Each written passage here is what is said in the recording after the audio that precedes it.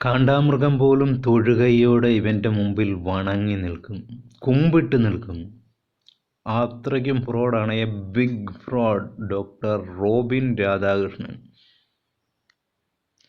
ഏതെങ്കിലും ഗൂഗിൾ പേയിൽ നിങ്ങൾ കണ്ടിട്ടുണ്ടോ ടു ഫ്രം റോബിൻ രാധാകൃഷ്ണൻ? ഇത്രത്തോളം മാനിക്കുലേറ്റ് ചെയ്ത് ഫോട്ടോസ്റ്റാറ്റോ എടുത്തുകൊണ്ട് അവൻ അടിച്ചിറക്കിയിരിക്കുകയാണ്. എന്തൊക്കെ കള്ളത്തരം കാണിച്ചാലും അത് പുറത്തു വരുമെന്ന് മനസ്സിലാക്കാനുള്ള സാമാന്യ ബോധമില്ലാത്ത ഇവനെ ആരാണ് ഡോക്ടർ എന്ന് വിളിക്കുന്നത്?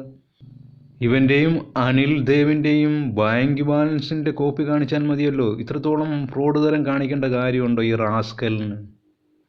കരഞ്ഞ് കാല് പിടിച്ച് അവൻ കാശ് മറിക്കും. റോളിംഗ് രാധാകൃഷ്ണൻ എന്നാണ് ഇവന് പേരിടേണ്ടത്. ഒരു സ്ഥലത്തു നിന്ന് കാശ് മേടിച്ചു മറ്റൊരു സ്ഥലത്തേക്ക് കാശ് മേടിക്കും. ഇപ്പോൾ അനിൽ ദേവും വേദലക്ഷ്മി നടത്തിയ പരാതിയിൽ തന്നെ ഇവൻ തിരിച്ചടിച്ചിരിക്കുന്നത് അവരാണ് കാശ് മേടിച്ചിരിക്കുന്നത്. അവരുടെ കാശെല്ലാം ഞാൻ കൊടുത്തു, അവരിനി ഇങ്ങോട്ട് 69,000 രൂപ ഇങ്ങോട്ട് തരണമെന്നാണ് ഈ റാസ്കൽ പറയുന്നത്. ഈ നാറി ജനിച്ചു വീണപ്പോൾ തന്നെ ഡോക്ടർ എന്നും പറഞ്ഞുകൊണ്ടാണ് ഇവൻ ഉറക്കത്തിൽ നീണിട്ട് വരുമ്പോഴേ ആം ഡോക്ടർ രാധാകൃഷ്ണൻ എന്ന് പറയുന്നത്. അടിച്ച് മറ്റേ ചെപ്പതിരിക്കണം ഈ പാന്ന റാസ്കലിൻ്റെ. ഹോസ്പിറ്റൽ റാങ്ക് അല്ലെങ്കിൽ പരിചയസമ്പത്തനുസരിച്ച് കൺസൾട്ടൻറ്റിൻ്റെ ഏതു വിഭാഗത്തിലാണ് ഈ നാറിയുള്ളതെന്ന് പറയാമോ? ഉദാഹരണത്തിന് റെസിഡൻറ്റ് ഡോക്ടർ, ഹോസ്പിറ്റലിൽ തുടർ പരിശോധനയ്ക്കും അത്യാഹിത വിഭാഗങ്ങൾക്കും മേൽനോട്ടം വഹിക്കുന്ന ഡോക്ടർ. ജൂനിയർ വിദഗ്ധ ഡോക്ടർ, ചീഫ് മുഖ്യ വിദഗ്ധ ഡോക്ടർ, സീനിയർ മുതിർന്ന വിദഗ്ധ ഡോക്ടർ, ചീഫ് ഫിസിഷ്യൻ, സർജൻ. ഏത് വിഭാഗത്തിലുള്ള ലെവലിലാണ് ഇവനുള്ളതെന്ന് പറയാമോ? ഏതെങ്കിലും ഹോസ്പിറ്റൽ MBBS വർക്ക് എക്സ്പീരിയൻസ് ഇവൻ്റെ കാണിച്ചു തരാനായിട്ട് പല രീതിയിൽ അന്വേഷിച്ച് നോക്കിയിട്ടും കണ്ടെത്തുവാനായിട്ട് കഴിഞ്ഞിട്ടില്ല. ഏതെങ്കിലും സ്പെഷ്യലൈസേഷൻ എടുത്തതായിട്ട് കാണിച്ചു തരാൻ സാധിക്കുമോ? ഏതെങ്കിലും വകുപ്പ്, വിഭാഗം, ഡിപ്പാർട്ട്മെൻറ്റ്, അതായത് തസ്തിക വിഭാഗത്തിൽ, ഉദാഹരണത്തിന് കാർഡിയോളജി വകുപ്പ്, 2 ഡോക്ടർമാരുടെ പദവി, ഉദാഹരണത്തിന് ഹൃദ്രോഗ വിദഗ്ധൻ. ഇനി നിങ്ങൾക്കറിയാവുന്ന സ്പെഷ്യലൈസേഷനിൽ ഏതെങ്കിലും വിഭാഗത്തിൽ തസ്തികയിൽ ഇവനുണ്ടോ എന്ന് പറയാമോ? General medicine, general surgery, cardiology, paediatrics, gynaecology, അസ്ഥിരോഗ വിദഗ്ധൻ, ചർമ്മരോഗ വിദഗ്ധൻ, നാഡീരോഗ വിദഗ്ധൻ, മൂക്ക് തൊണ്ട ചെവി ENT വിദഗ്ധൻ, നേത്രരോഗ വിദഗ്ധൻ, ഗ്യാസ്ട്രോ എൻറ്ററോളജിസ്റ്റ്, ദഹനരോഗ വിദഗ്ധൻ, വൃക്കരോഗ വിദഗ്ധൻ, ശ്വാസരോഗ വിദഗ്ധൻ, മാനസിക ആരോഗ്യ വിദഗ്ധൻ. അതല്ലെങ്കിൽ മറ്റ് സോഷ്യൽ, മറ്റ് പൊതുമേഖലകളിൽ കൊടുക്കുന്ന അവാർഡ് രീതിയിൽ കൊടുക്കുന്ന ഡോക്ടറിൻ്റെ വിഭാഗത്തിൽ ഇവനുണ്ടോ? പിന്നെ ഏത് രീതിയിലാണ് ഇവൻ പിച്ചും പേയും പറഞ്ഞാൽ ഡാം ഡോക്ടർ കള്ള? അവൻ പോർഷെ പനമേറ എടുത്തെന്ന് പറഞ്ഞുകൊണ്ട് പറഞ്ഞു ഒള്ളി പേഴ്സൺ മോർ മമ്മബുദ്ധി ദൻ റോബിൻ ഇൻ ആരതിപ്പൊറി. ദിൽഷ എന്ന് പറയുന്ന പെണ്ണിന് ഇച്ചിരിയെങ്കിലും ബുദ്ധി ഉള്ളത് കൊണ്ട് അവൻ്റെ നിന്ന് രക്ഷപ്പെട്ടു പോയി. അല്ലെങ്കിൽ ഇവനെപ്പോലുള്ള സൈക്കോ മെൻ്റൽ ലെവലിൻ്റെ അടുക്കൽ നിൽക്കുന്നവർക്ക് ഭ്രാന്ത് തന്നെ വരും. ഇവൻ്റെ വരുമാന സ്രോതസ് എന്താണെന്നും ഇതുവരെ കണ്ടിട്ടും മനസ്സിലാകുന്നില്ല. ഈ പറയുന്ന സിസ്റ്റങ്ങളിൽ ഒന്നും തന്നെ ഇവനില്ല. പിന്നെ ഇവൻ എന്തുവാണ്, ഏതെങ്കിലുമൊക്കെ ഉദ്ഘാടനങ്ങളിലൊക്കെ പോവും, വല്ല ഷോപ്പിലോ കടയിലോ. ഈ കഴിഞ്ഞിടയിൽ ഏതോ ഹോസ്പിറ്റലിലോ ഒരു സ്കൂളിൽ പോയിട്ട് ആ സ്കൂളിലെ ഹെഡ് മാസ്റ്റർ അടക്കമുള്ളവരെ അവൻ പീഡിപ്പിക്കും. അവൻ വിരട്ടുന്നത് പോസ്റ്റർ വീഡിയോയിൽ കാണാൻ സാധിക്കുന്നു. ഇവൻ എന്താ അധികാരം ആരാണ് കൊടുത്തിരിക്കുന്നത്? അവൻ വിരട്ടുകയാണ് അവരെ. ഇവനെയൊക്കെ വിളിക്കുന്നവരെ തല്ലുകയല്ലേ ചെയ്യേണ്ടത്? തല്ലി കാലൊടിക്കുകയല്ലേ ചെയ്യേണ്ടത് ഇവനെപ്പോൾ ഉള്ളവരെ വിളിക്കുമ്പോൾ? ഏപ്രിൽ മാസത്തിൽ ഇവൻ 34 ലക്ഷം മേടിച്ചെന്ന്. ഏപ്രിൽ ലാസ്റ്റ് ആയപ്പോഴത്തേനും ആ കടം മേടിച്ചവൻ്റെ നിന്ന് പിന്നെ അവനെ തന്ത്രപൂർവ്വം ഓർത്തുകൊണേ ഇവൻ്റെ തന്ത്രം എത്രത്തോളം ഉണ്ടെന്ന് നോക്കണേ. അതുകൊണ്ടാണല്ലോ ഈ പാവാട നാറികൾ ഇവൻ്റെ സോഷ്യൽ മീഡിയയിലും യൂട്യൂബ് ചാനലും കാണാം ഇവനെ അങ്ങ് സപ്പോർട്ട് ചെയ്തുകൊണ്ടിരിക്കുക. ഈ നാറി പാവാടകളുടെ ഈ നാറ്റം പോലെ തന്നെ ഇവനെ അങ്ങ് മണപ്പിച്ചുകൊണ്ട് നടക്കുക. ഇവൻ്റെ കൂടെ ഒരു ഒറ്റ മണിക്കൂർ അല്ലെങ്കിൽ ഒരു ദിവസം വേണ്ട, ഒരൊറ്റ മണിക്കൂർ ഏതെങ്കിലും ഉത്തരവാദിത്തപ്പെട്ട രീതിയിൽ ഒരു കടത്തിൻ്റെയോ അല്ലെങ്കിൽ ഏതെങ്കിലും ജോലി സംബന്ധമായിട്ട് നിന്ന് കഴിഞ്ഞാൽ ഈ പാവാട നാറി പെണ്ണുങ്ങൾ തന്നെ ഇവൻ്റെ മുഖത്ത് കാർക്കിച്ച് തുപ്പും. അതിൻ്റെ അത് യാതൊരു സംശയത്തിൻ്റെയും കാര്യമില്ല. സൂക്ഷ്മം സംഭവിക്കും, അതുവരെ അറിയത്തില്ല. ഓരോരുത്തരുടെ സ്വഭാവം മനസ്സിലാക്കണമെങ്കിൽ അവരുമായിട്ട് ഉത്തരവാദിത്തപ്പെട്ട ലെവലിലേക്ക് പോകണം, അന്നേരം വിവരം അറിയത്തുള്ളൂ. അതുവരെ മണപ്പിച്ചുകൊണ്ട് നടക്കും. അവൻ തന്നെ വീഡിയോ ഇട്ടിട്ട് അവൻ തന്നെ പോസ്റ്റ് ഇട്ടിട്ട് ഇത്രത്തോളം രൂപ എനിക്ക് ഇയാൾ തരാനുണ്ടെന്ന് പറഞ്ഞിട്ട് അവൻ്റെ മുമ്പിൽ കരഞ്ഞു മെഴുകിയിട്ട് മോനെ നീ എനിക്ക് ഈ കാശ് താടാ, അല്ലെങ്കിൽ എൻ്റെ തന്ത എസ് രാധാകൃഷ്ണൻ അല്ല എന്നും പറഞ്ഞുകൊണ്ട് തന്നെ പറയുകയാണ്. അവൻ്റെ നിന്ന് പിന്നെയും മെയ് 7-ന് പിന്നെയും 7 ലക്ഷം കൂടെ മേടിച്ചു, 10 പിന്നെയും കാശ് മേടിക്കുക. എന്തൊരു അവൻ അവിടെ നിന്നുകൊണ്ട് പറഞ്ഞു കരഞ്ഞു. തന്നിട്ടില്ല കേട്ടോ, കാശ് തന്നിട്ടില്ല. അപ്പോൾ പറയുക കാശ് തരാം, ഞാൻ വീഡിയോയും പേപ്പറും അധികം സഹിതം എല്ലാം ഇവൻ്റെ നിന്ന് ഞാൻ മേടിച്ചിട്ടുണ്ട്, ഞാൻ ഇത്ര ദിവസത്തിനുള്ളിൽ തരാമെന്ന് പറഞ്ഞുകൊണ്ട് മേടിച്ച വ്യക്തി പിന്നീട് പറയുകയാണ് അവർക്ക് എല്ലാ കാശും കൊടുത്തിട്ട് ഇങ്ങോട്ട് ഇനി 69,000 രൂപ ഇങ്ങോട്ടാണ് തരാനുള്ളത്. ഇവൻ്റെ കഴിവേറിത്തരങ്ങൾ കാണാൻ കിടക്കുന്നേ ഉള്ളൂ. അയാളുടേത്, അതായത് അനിൽ ദേവ് എന്ന് പറയുന്നവൻ്റെ വീഡിയോ കണ്ടു കഴിഞ്ഞാൽ ഇതൊന്നും അല്ല. നിങ്ങൾ ബിഗ് ബോസ് എന്ന് പറയുന്ന കാര്യം കണ്ടതാണല്ലോ. ഇവനെപ്പോലുള്ള തരികിടകൾക്ക് പറ്റുന്ന അവസ്ഥയാണ്. എന്തൊരു തരികിടയായിരുന്നു അവൻ അവിടെ കാണിച്ചു കൊണ്ടിരുന്നത്. തരികിടയിൽ നിന്ന് തരികിടയിലേക്ക്.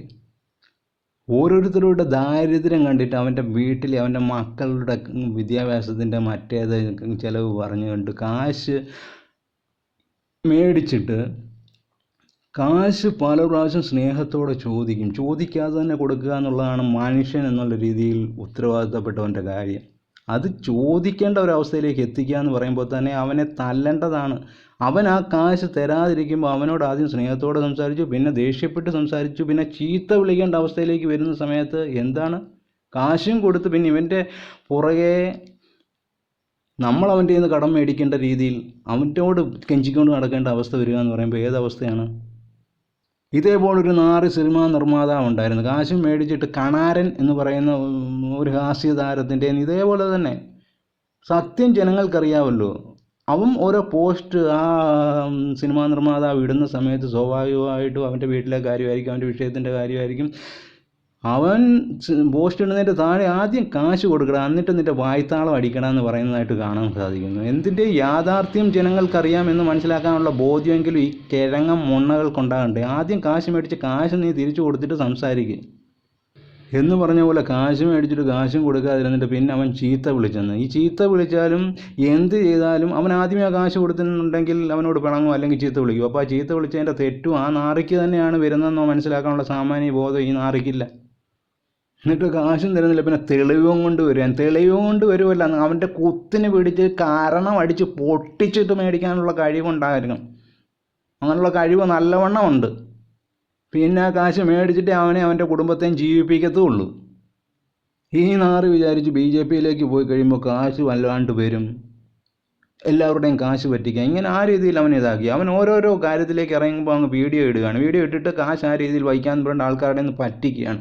ഇവൻ ഏതെങ്കിലും ഡോക്ടറായിരുന്നെങ്കിൽ നിങ്ങൾ തന്നെ ചിന്തിച്ച് നോക്കുക. അവൻ അവിടെ മെഴുകിയേനെ, ഞാനിങ്ങനെയാണ് ചികിത്സിക്കുന്നത്, ലൈവായിട്ടിട്ട് ഞാനിങ്ങനെയാണ് ചികിത്സിക്കുന്നത്, ഞാൻ കിഡ്നി തലയിൽ മാറ്റി വെച്ചിട്ട് അവിടെ ശസ്ത്രക്രിയ ചെയ്തു, കുടലിനകത്തൂടെ ഇറങ്ങി മലദ്വാരത്തിലൂടെ ഇറങ്ങി വരുന്നതിൻ്റെ വീഡിയോ ലൈവായിട്ടിട്ടാണ് ഈ ഇത്രത്തോളം അല്പൻ അർദ്ധരാത്രിക്ക് കുട പിടിക്കുക എന്ന് പറയുന്ന ഈ റാസ്കൽ. ഇപ്പോൾ ഡോക്ടറിൻ്റെ ഏതൊരു അയലോക്കത്തോട്ടും പോയിട്ടില്ലെന്ന് മനസ്സിലാക്കാമല്ലോ. ഇവൻ കാണിക്കുന്ന ഉറങ്ങുമ്പോൾ തിന്നുകയും തൂറുകയും ചെയ്യുന്നതിൻ്റെ വീഡിയോ ഇറക്കുന്നവനാണെങ്കിൽ സ്വാഭാവികമായിട്ടും അതെല്ലാം അവൻ ഇട്ടേനെ. അവൻ അല്ലാത്തത് കൊണ്ടാണെന്നുള്ളത് വ്യക്തമായിട്ട് മനസ്സിലായല്ലോ. ഇത്രയൊക്കെ ആയിട്ട് ഇവൻ്റെ മണപ്പിച്ചുകൊണ്ട് നടന്ന് ഇവൻ്റെ സോഷ്യൽ മീഡിയയിലും യൂട്യൂബിലും ഫേസ്ബുക്കിലും പോയി കമൻ്റ് ഇട്ട് മണപ്പിച്ച് അവനെ സപ്പോർട്ട് ചെയ്യുന്നുണ്ടെങ്കിൽ അവൻ്റെ അവൻ്റെ എച്ചിൽ തിന്നിട്ട് ജീവിക്കുന്ന വ്യക്തികളാണെന്ന് തന്നെ പറയേണ്ടി വരും. ഇപ്പോഴെങ്കിലും അവനെ ബ്ലോക്ക് ചെയ്തിട്ട് അവൻ്റെ കാരണം അടിച്ച് പറിക്കാനുള്ള സന്നദ്ധതയുണ്ട്. നിന്നെയൊക്കെ ആണോ പെണ്ണെന്നുള്ള കൂട്ടത്തിൽ പെടുത്തും. ഒരു ജോലിയുമില്ല, കൂലിയുമില്ല, ആൾക്കാരെ പറ്റിച്ച് ജീവിക്കുന്ന ഇതുപോലുള്ള നാറികളെ സപ്പോർട്ട് ചെയ്യുന്ന കള്ളന് കഞ്ഞി വെച്ചവനെയും ആറ്റി കാരണം മാത്രമല്ല അവരുടെയും കുടുംബം തകർക്കും. ആ ദിൽഷയെ പറ്റിച്ചിട്ട് ആരതി പൊളിയെന്ന് പറയുന്ന വിഡ്ഢി അവൾ വിചാരിച്ചു. അവൾ ഇപ്പോൾ അവൻ്റെ കൂടെ ഒന്ന് കെഞ്ചുക, കാശ് തരാമോ അനിൽ ദേവ് സാറേ, ഞാൻ അതിൻ്റെ അത് ഗ്യാരണ്ടി ഉണ്ട്. എന്തോ ഗ്യാരണ്ടി? നീ എന്ത് ഗ്യാരണ്ടി കാണിക്കാനാണ്? നീ നാറി അളിഞ്ഞില്ലേ? നിനക്ക് ഇച്ചിരി ഒരു വിവരം ഉണ്ടായിരുന്നു ഇവനെപ്പോൾ ഉള്ളവനെ കിട്ടൂ.